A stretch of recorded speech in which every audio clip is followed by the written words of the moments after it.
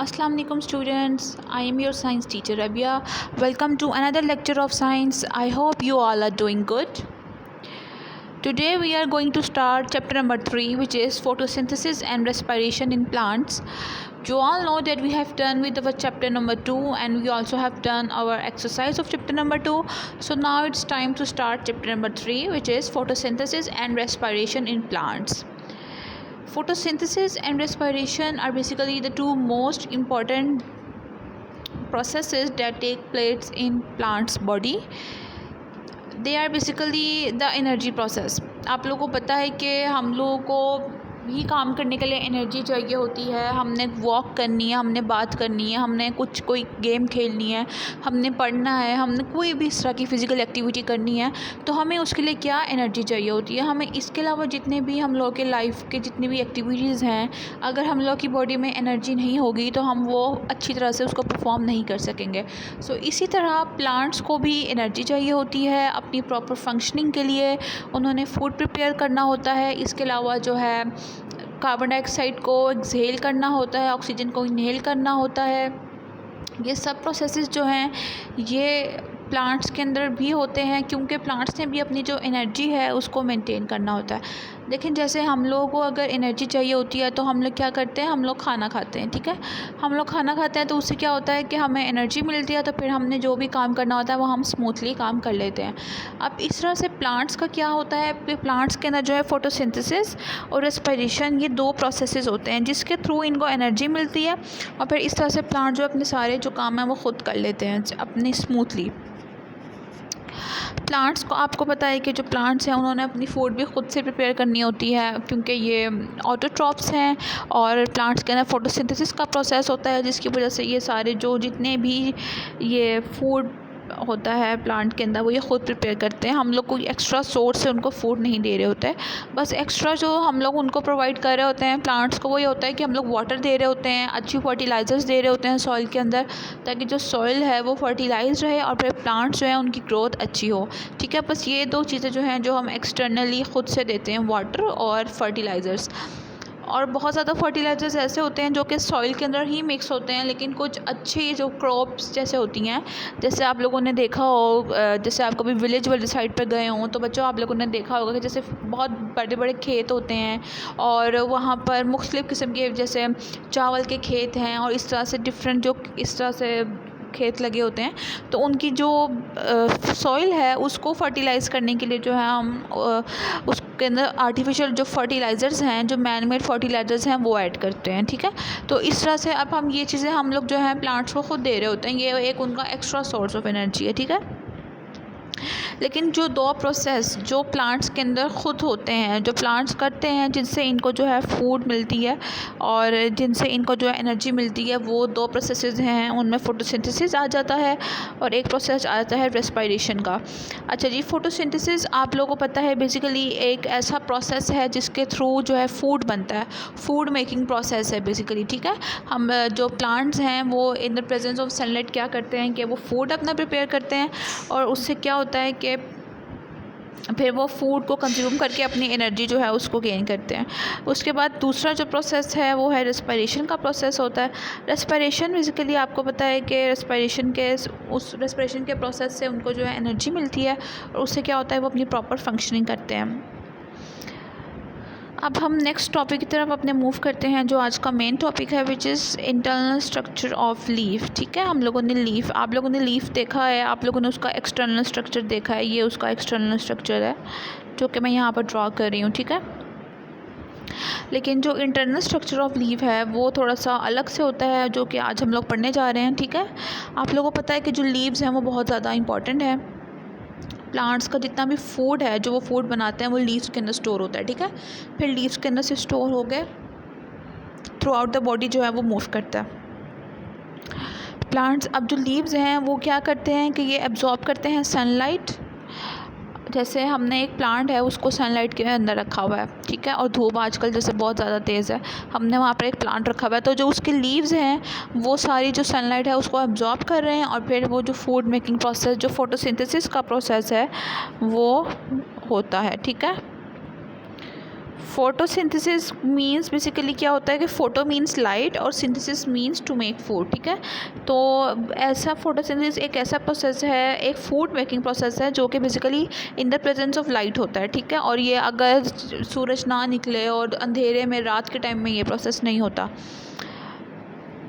अब आप लोगों ने एक्सटर्नल स्ट्रक्चर जो है वो हम तो आराम से ऑब्ज़र्व कर लेते हैं, जैसे प्लांट्स वगैरह की लीव्स हैं उनको हम आराम से ऑब्ज़र्व कर लेते हैं, लेकिन उसके इंटरनल स्ट्रक्चर के लिए जो है हम माइक्रोस्कोप को यूज़ करते हैं। आप लोगों ने फर्स्ट चैप्टर में पढ़ा है कि माइक्रोस्कोप है, उसको हम किस तरह से उसकी जो स्लाइड पर जो है एक जो ऑब्जेक्ट हमने ऑब्ज़र्व करना होता है उसको रखते हैं, फिर उसको एडजस्टमेंट स्क्रूज से जो है उसकी रेजोल्यूशन जो है उसको हम एडजस्ट करते हैं और फिर हम जो माइक्रोस्कोप से ऑब्ज़र्व करते हैं। इस तरह से हमने प्लांट भी जो लीफ है उसको भी हम जो उसका इंटरनल स्ट्रक्चर है जिस उसके अंदर डिफरेंट सेल्स हैं और ये सब कुछ जो भी लेयरिंग है टिश्यूज़ की वो हम सब कुछ जो है माइक्रोस्कोप से ऑब्ज़र्व करते हैं, ठीक है। अब जब हमने इंटरनल स्ट्रक्चर स्टडी करना था तो हमने एक लीफ लिया और हमने माइक्रोस्कोप में से उसको ऑब्ज़र्व किया।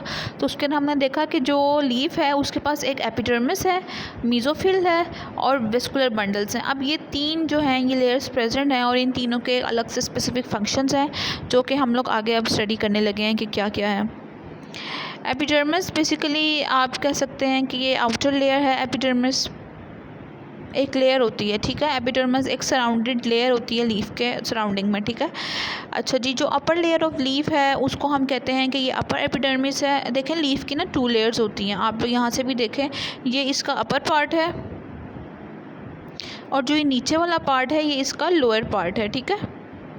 आप लोगों ने अब लीफ देखा हो जैसे, तो आप लोग उसकी 2 साइड्स होती हैं ना, आप लोग ऊपर नीचे करके देखते हैं, दोनों साइड पे मिड रिब्स और वेन्स प्रेजेंट होती हैं।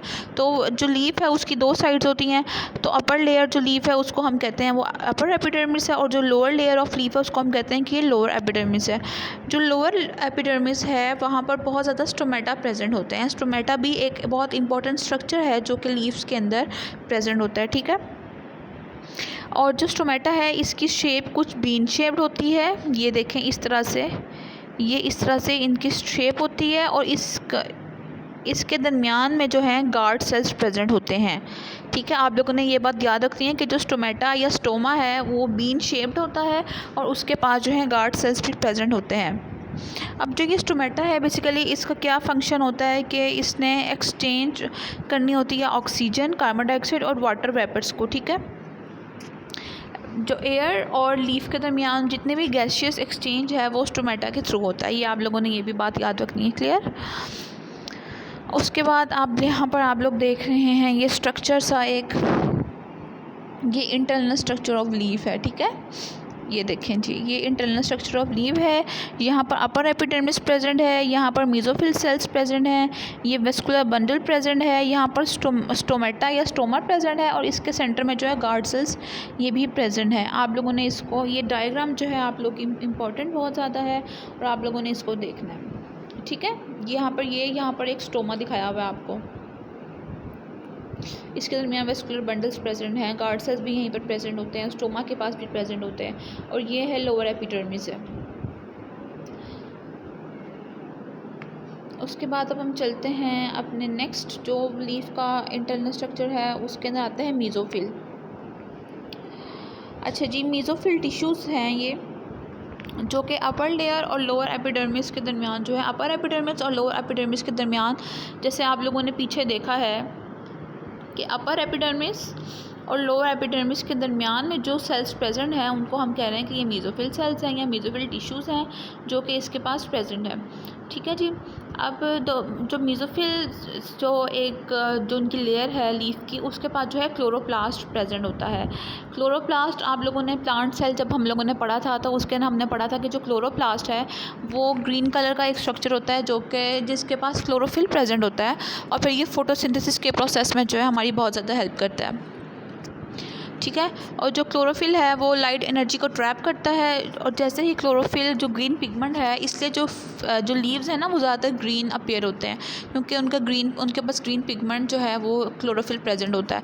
जैसे ही सन रेज़ को वो एब्जॉर्ब करते हैं तो फिर क्या होता है कि फूड मेकिंग प्रोसेस उनका स्टार्ट हो जाता है और यहाँ पर फूड मेकिंग प्रोसेस कौन सा है, फोटोसिंथेसिस का, ठीक है। अच्छा, बेसिकली जो मेसोफिल रीजन है ना आपके जो लीफ का जो एक मेसोफिल रीजन है, यहाँ पर जो है फूड मेकिंग प्रोसेस जो है फोटोसिंथेसिस का प्रोसेस टेक्स होता है, ठीक है। यहाँ पर फोटोसिंथेसिस का प्रोसेस जो है अकर होता है, और अपर एपिडर्मिस और लोअर एपिडर्मिस में नहीं होता, जो मेसोफिल वाली लेयर है वहाँ पर होता है। ये बात आप लोगों ने इसको अच्छी तरह से मेमोराइज़ करना है। उसके बाद चलते हैं वेस्कुलर बंडल्स की तरफ। वेस्कुलर बंडल्स क्या हैं? जाइलम और फ्लोइम टिश्यूज़ हैं, ठीक है जी। अब सेंट्रल पार्ट होता है ये मेसोफिल का, जहाँ पर जो वेस्कुलर बंडल्स प्रेजेंट होते हैं, ये मैं आपको दिखाती हूँ। ये आप लोग देख रहे थे वेस्कुलर बंडल्स, ये हाईलाइट हुए हुए हैं, मैंने हाईलाइट भी किए हुए हैं यहाँ पर। ये जो सेंट्रल रीजन है ये वाला, इसको हम कहते हैं कि ये यहाँ पर वेस्कुलर बंडल्स प्रेजेंट होते हैं। अब दो टाइप्स होती हैं वेस्कुलर बंडल्स की। पहली टाइप होती है जी, जो पहला वेस्कुलर बंडल होता है वो होता है जाइलम का, और दूसरा होता है फ्लोइम का। ये two types of basically tissues हैं जो कि वेस्कुलर बंडल्स, इनको हम इकट्ठा जब बोलते हैं तो हम कहते हैं कि वेस्कुलर बंडल्स हैं, ठीक है। अब जाइलम का यहाँ पे क्या फंक्शन है कि जाइलम ने जो है वाटर को रूट से लेकर लीव्स तक लेकर जाना है, ठीक है, ये जाइलम का फंक्शन है। और जो फ्लोइम है उसका ये फंक्शन है कि इसने प्रिपेयर फूड को दूसरे पार्ट्स ऑफ अ प्लांट तक लेके जाना है, ठीक है। आप लोगों को पता है कि जो लीव है उस वहाँ पर जो है प्रिपेयर फूड स्टोर होता है, तो बेसिकली जो फ्लोइम सेल्स हैं वो लीफ वाले रीजन में प्रेजेंट होते हैं, वो वहाँ से जो है फूड लेकर through out the plant body circulate करते हैं। That's all about today's lecture. I hope आप लोगों को समझ आ गया होगा। सो नेक्स्ट लेक्चर में हम नेक्स्ट टॉपिक अपना डिस्कस करेंगे इसी चैप्टर का। आप लोगों ने कुछ भी पूछना हो तो आप लोग मुझसे पूछ सकते हैं। टेक केयर, अल्लाह हाफिज़।